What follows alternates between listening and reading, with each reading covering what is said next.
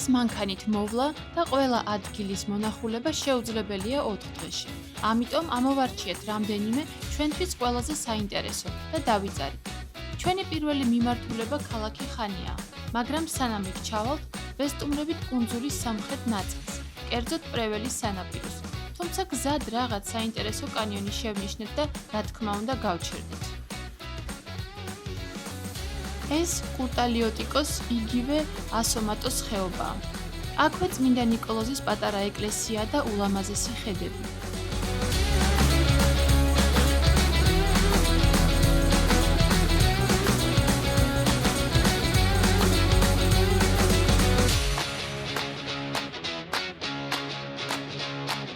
რომ არ გქონდეს ხოლმე ისტორიული ძეგლები და ზღვის სანაპირო, ამიტომ გადავწყვეტეთ რაღაცა ცოტა ბუნებად გვეჩვენებინათ და ძალიან მაგარ ხეობას კანიონს მივაგებინოთ. თან ჯეირანი არ გვითამაშია დიდი ხანია. მოგეთ, რაშია საქმე, ხა რაზე ვთამაშოთ ჯეირანს, ოღონდ არც ეს არ გვინდა წაგება ნამდვილად. თუ არავის არ იგონოს რომ გამენ და რაღაც მართლა. ჩვენ ამას ვიღებთ თებერვლის ბოლო დღეს.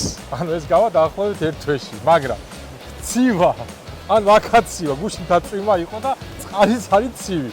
ამიტომ ვიღაც უნდა შევიდეს, იმიტომ რომ აქედან ბოლომდე არ ჩანს ის სილამაზეები და უნდა შევიდეს და დაახლოებით 15-20 წუთი გაატაროს წყალში. აბა? ჯეირანი. კაი ახლა რა. მოვიგე, არ მჯერა. ძვის მოვიგე ძვის. გაიხადი ჩანთაკე და მოიხსენი შენი მალე. მე თვითონ გავიხდი. წათამენე. წამედი. მოგეთ, წყალი ცივია. სიღრმე კანიონის არ ვიცით, უბრალოდ წყალი აბსოლუტურია. ვაი, ვინც მიღებ. კაი, გავემზადე, მენტალურად ვემზადები ხო რაღაცნაირად.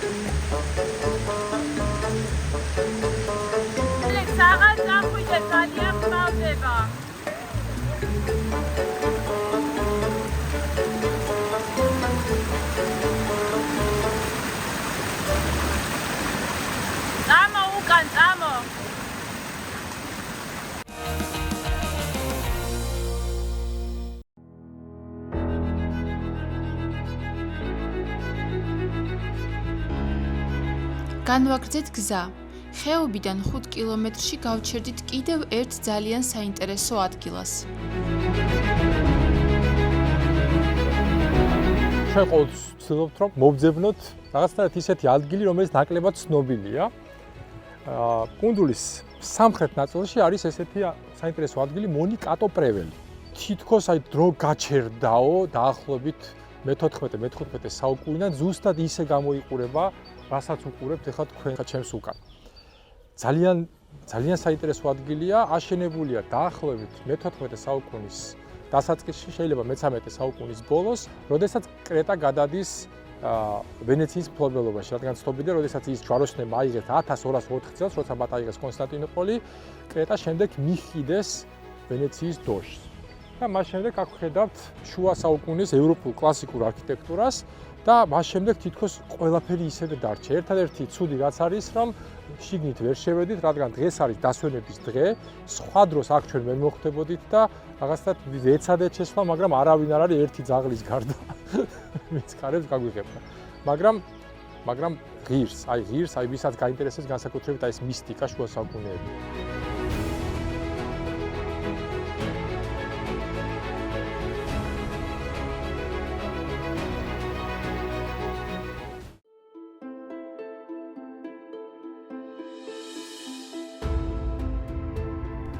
მოვედით პრეველის სანაპიროზე. დროის უქონლობის გამო ვერ გავუყვებით სალაშქრო ბილიქს, მაგრამ აქედანაც ჩანს თუ რაოდენ ლამაზია არემარე. ლეგენდის თანახმად სწორედ აქ დარჩა ოდისევსი ტროას ომის შემდეგ. ეს ადგილი ძალიან პოპულარულია. აქ შეგიძლიათ დატკბეთ ხედით, იცურავთ ხმელთაშუა ზღვაში, ინებივროთ სანაპიროზე და ილაშქროთ ღრმად ხეობაში. კიდევ უფრო განსაკუთრებულს ხდის პალმების ავენიუ, რომელიც შემორჩენილია მდინარის ორივე მხარეს. პალმების 70% შეეწირა დიდ ხანძარს, რომელიც აქ 2010 წელს გაჩნდა.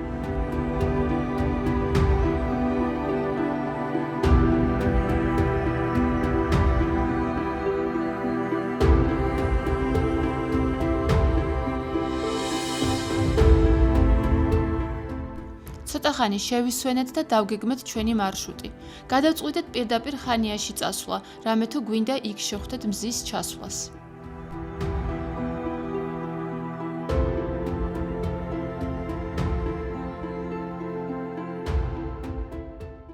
სასტუმრო დავჯავშნეთ ხანიას ისტორიულ ნაწილში.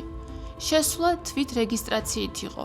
გავიარეთ ჩეკინი ონლაინ და მივიღეთ ინსტრუქცია გასაღების აღების შესახებ. ფასი 42 ევროა საუზმით 2 ადამიანზე.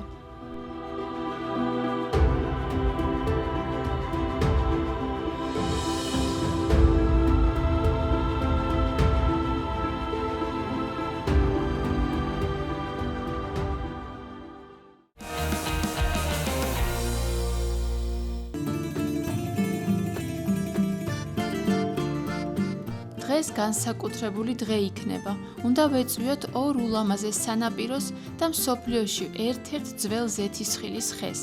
არაჩვეულებრივი ამინდია და ჩვენც ძალიან კარგ განწყობაზე ვართ.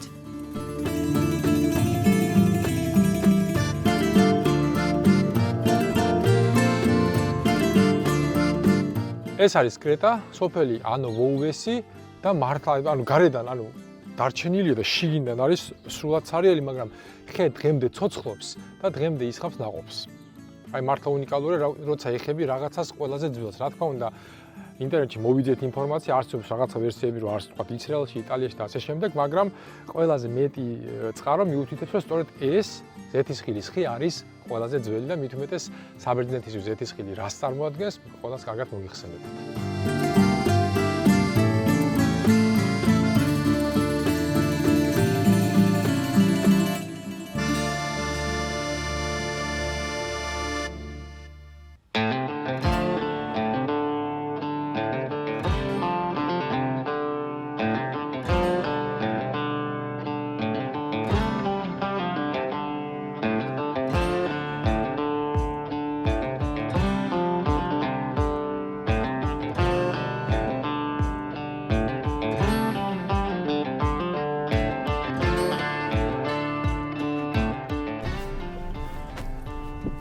ნახე რა ბედნიერია ძლივს ოფროუდი გამოჩნდა.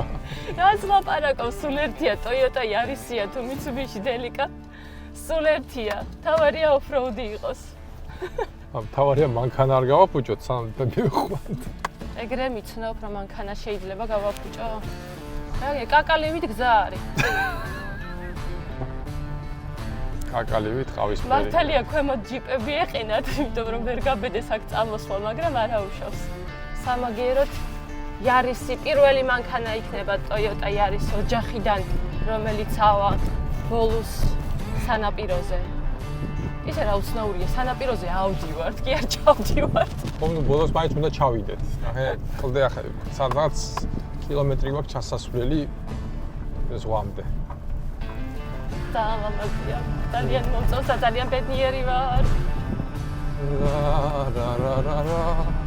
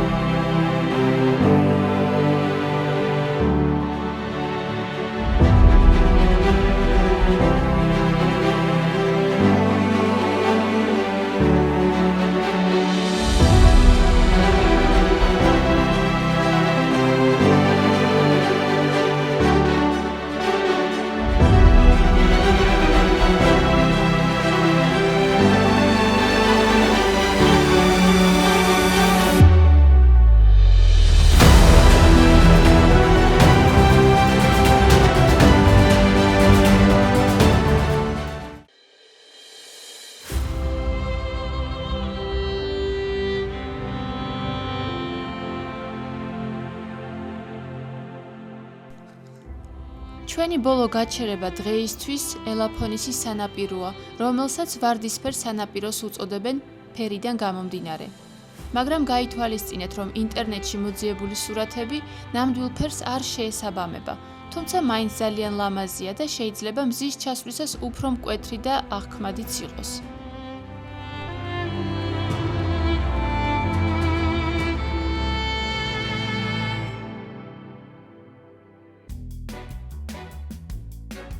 იქიდან გამომდინარე, რომ თებერვლის ბოლო სეზონი არ არის, საკვები ობიექტების 95% დაკეტილია. ჩვენ ძალიან დიდი ხანი ვეძებეთ და ბოლოს ძლივს ვიპოვეთ ადგილი, სადაც გაგვიმასპინძლდნენ. ალექსანდრემ ეგრევე გაუგო მასპინძელს და ჩვენი ქვეყნების, საქართველოსა და საბერძნეთის სადღეგრძელოც შესვეს.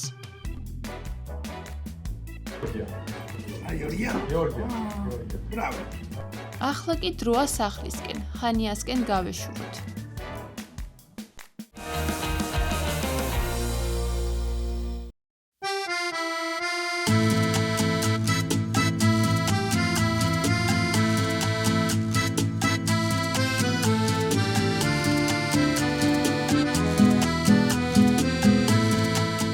ახლა ვიმყოფებით კრეტის ჩრდილო-დასავლეთით, ქალაქ ხანიაში.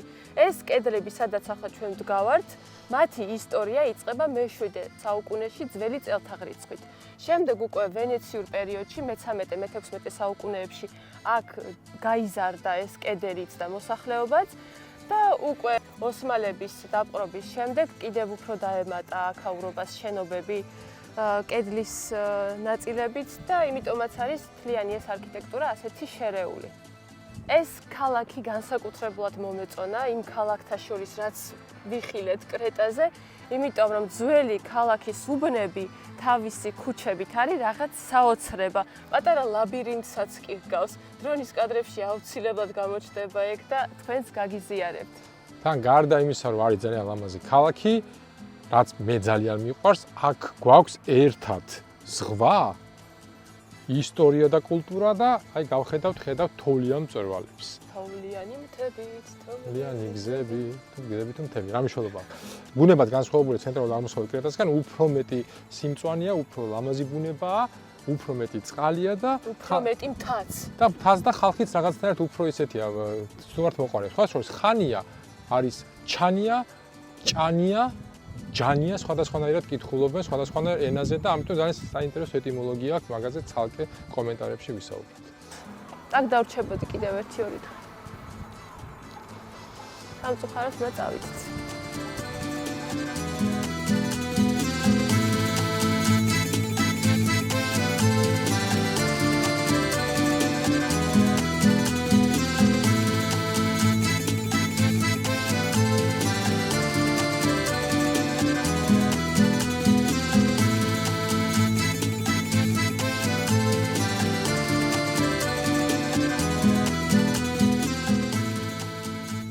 ხანია არის სიდიდით მეორე ქალაქი კრეტაზე. ის ასევე იყო კრეტას დედაქალაქი 1857-1972 წლებში. ქალაქს აქვს ძალიან კარგი რაღაცა განსაკუთრებული ხასიათი, რომელიც ძალიან ახლოს დგას ჩემთან და რაც თავარი ეს არის საპორტო ქალაქი.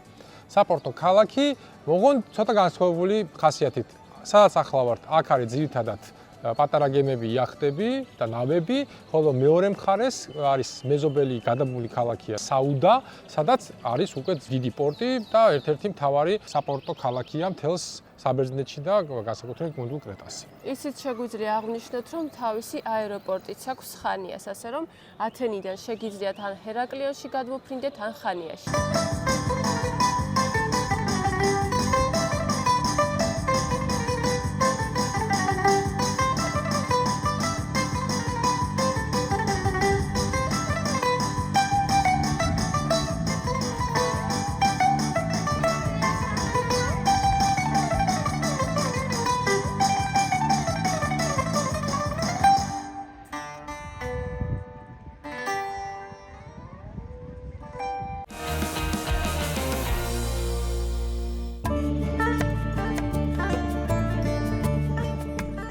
სეიტან ლიმანიას სანაპირო არის კიდევ ერთი ულამაზესი ადგილი, რომელსაც მოვინახულებთ სანამ ხანიას დავტოვებთ.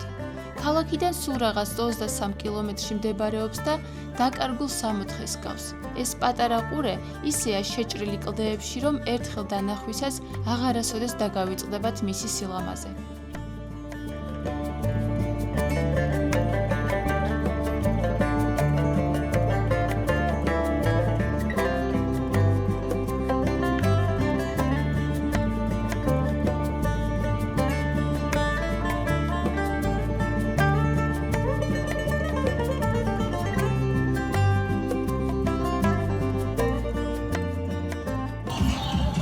ესე იგი, სადღაც 25 კილომეტრში აქედან დავინახეთ გოგო, რომელსაც მოხატული ქონდა კატასავით სახე და ვკითხეთ თუ სად მიდიოდა და აღმოჩნდა, რომ აი ამ პატარა სოფელში ტარდება რაღაც კარნავალი და ჩვენც გადავწყვიტეთ, რომ მოვსულიყავით და გვენახა რა ხდება. ო, ცოტა გვიან მოვით, არ ძირითადად მონაწილეა ჩაიარა, მაგრამ ძალიან უცნაურად და კრეატიულად ჩაცმულ ხალხს ხედავთ ქუჩაში და მანქანებს. იქნებ ვინმე ვიპოვოთ, რომ ვკითხოთ დეტალები ამ კარნავალთან დაკავშირებით.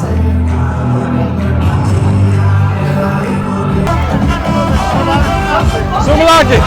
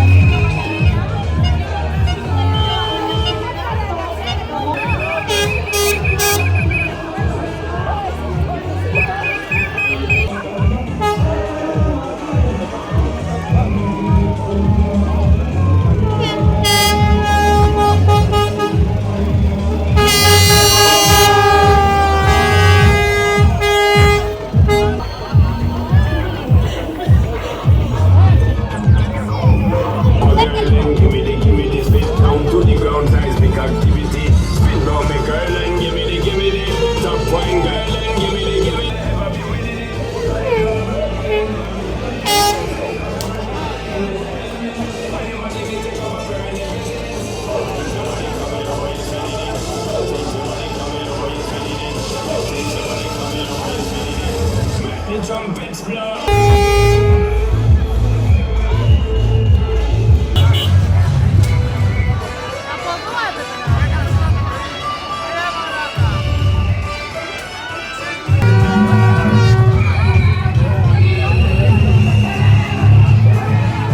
This is the second time we've actually put a float into the carnival. Stinyamas.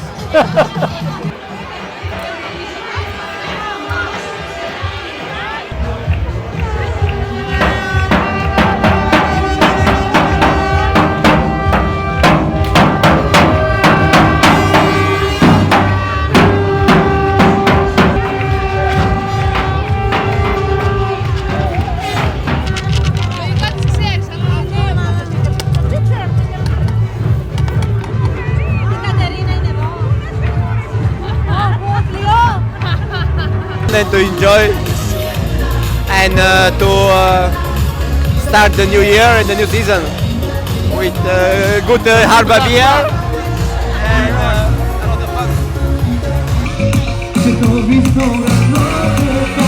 It's done yearly, every year since I can remember being here. Always new ideas, crazier ideas, as you can see by me. But you know, all the locals get together for a day or two and have fun. It's the best thing about living here. Thank you so much. Enjoy.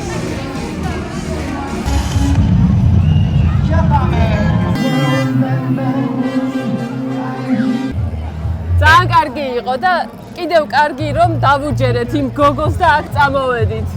ძალიან საინტერესო მოვლენები ვნახეთ. როგორც გვითხრეს, ყველა უბანი გვარი ორგანიზაცია თუ რაც ამ პატარა დასახლებაში არსებობს, რამდენიმე კვირა შეიძლება თვეც ემზადებიან, რომ ის რაღაც ჩამოატარონ და რაღაცნაირად განსაკუთრებული იყვნენ და რაღაც ესე ვთქვათ ერთგვარ კონკურსივითაც ტარდება.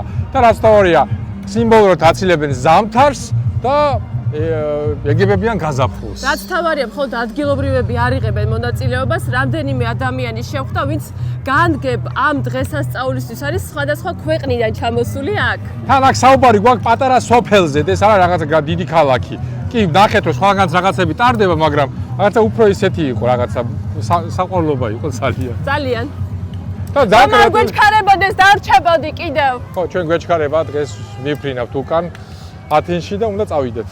აი ესე მოულოდ, აი ეს არ ქონდა დაგეგმილი და გამოვიდა ყველაზე მაგარი თორა ძალიან მაგარი ხაი. კი.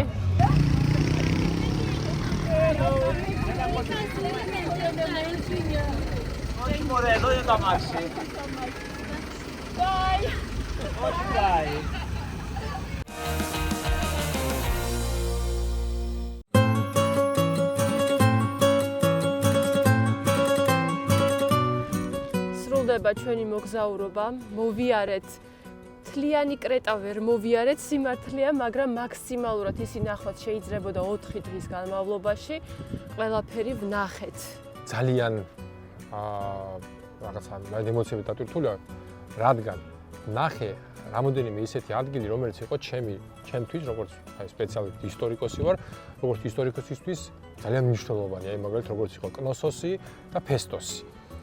აი რა ვიცი, აი რასაც დიდი ხანი სწავლობდი, რა ვკითხულობდი და უცებ ამ ყველაფერს რო ეხები და ზოგადად ეს არის კუნძული, სადაც შეგიძლიათ როგორც დაათვალიეროთ კულტურული ღირსშესანიშნაობები, ასევე ნახოთ ძალიან მაგარი სანაპიროები, ძალიან გემრიელი ადგილები და ზოგადად ილაშქროთ, ოფროუდით დაკავდეთ.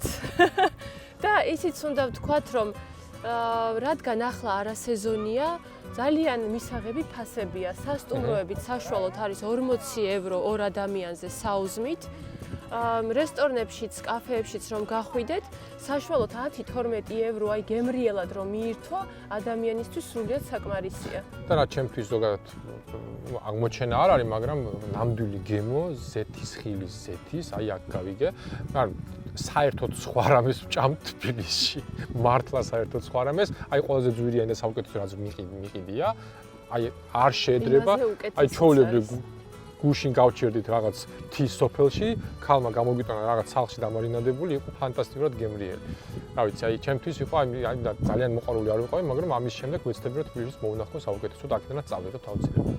სასტუმროების პერსონალმა მოკლედ იდეალურ დროს ხართ ჩამოსულებიო, იმიტომ რომ ზაფხულში იმდენად ბევრი ხალხი ჩამოდის და ისე ირევა სიტუაცია, სანახავი ადგილებით, ფასებიც იწევს რასაკვირველია და ფაქტობრივად სანაპიროზე წამოსაწოლი ადგილიც კი აღარ არისო. მაგას რაღაცა შუალედური პერიოდი, ალბათ ყველაზე კარგი პერიოდი რაც შეგვიძლია გირჩიოთ. აი მარტის შუა რიცხვებიდან მარტიდან მთლიანად აპრილი, მაისის დასაწყისი და ოქტომბერი, ნოემბრის დასაწყისი.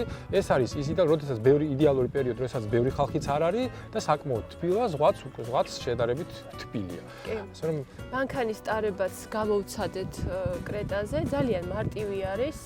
კი არიან ხალხი ისეთი გიჟი მძღოლები ყველგან არიან, მაგრამ ჩვენ ქართველებს ეგ არ გვიკვირს, ჩვენც შეგვიძლია რაღაცების გაკეთება. რაღაცეებში ბევრი რაღაც საერთოდ დავიჭირე საქართველოსთან ხალხის ქცევით და სხვათა შორის ძალიან კარგად ვიღებდნენ ყველგან და როდესაც რამე გჭირდებოდა, ანუ თავის საქმეს ანებდნენ, გზად იყვნენ რომ დახმარების ხელი გამოიწვიათ ჩვენთვის. მოკლედ კარგი ხალხი, გემრიელი საჭმელი, ძალიან ბევრი ლამაზი ბუნება და რაც თავარია ბევრი ისტორიული სანახაობა, მუზეუმებზე არაფერს აღარ ვიძახი, რა ვიცი, რო შეხვალთ, შეიძლება მთელი დღე აღარ გამოხვიდეთ, რა თქმა უნდა, თუ ამის ინტერესი გაქვთ. ევხარისტო კრეტა. დიდი მადლობაო, ესე გითხრათ.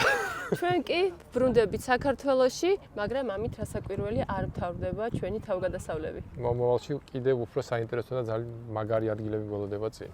სადმე ვდივართ? სადმე ვდივართ? წავედით. ჯეირანი საქართველოში ბრუნდება. ამჯერად ერთად მოვისმინთ თბილისის ნამდვილ ისტორიას და გავიგებთ, სად მდებარეობს დღემდე აღმოჩენილი ქალაქის ყველაზე ძველი ნაშთები.